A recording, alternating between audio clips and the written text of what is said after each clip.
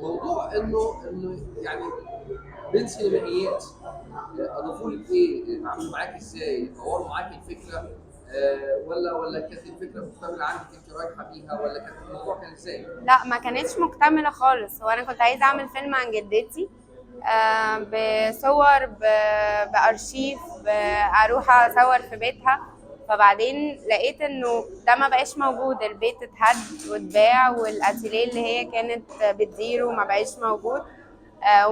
ما عنديش ليها صور ينفع انها تكون معروضة.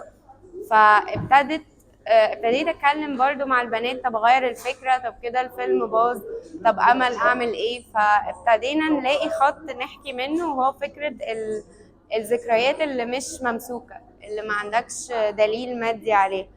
فهو ده بقى الفيلم. فهم دعموا كتير قوي في مراحل مختلفة من كتابة الفيلم، التصوير، تطوير الفكرة حتى بعد المونتاج، لانه احنا صورنا شوتس وقعدنا نجمع ونركب الحاجات مع بعض. طب دي تنفع، طب نجرب كذا، طب نحط صوت كذا. فده كان شيء لطيف قوي ان احنا كمان بنشتغل وبنفكر بشكل جماعي.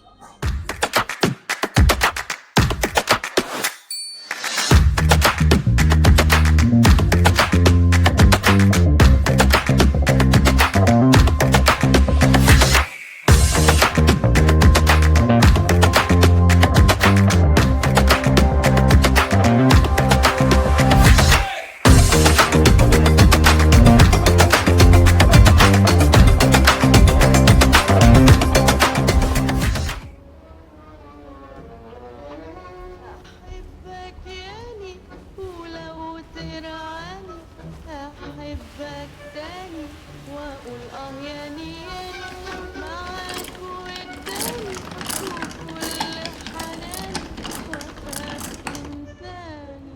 انتي أول حد سمعني الأغنية دي، فاكرة؟ بس بعدين سألت نفسي، هي ليه خايفة ينساها؟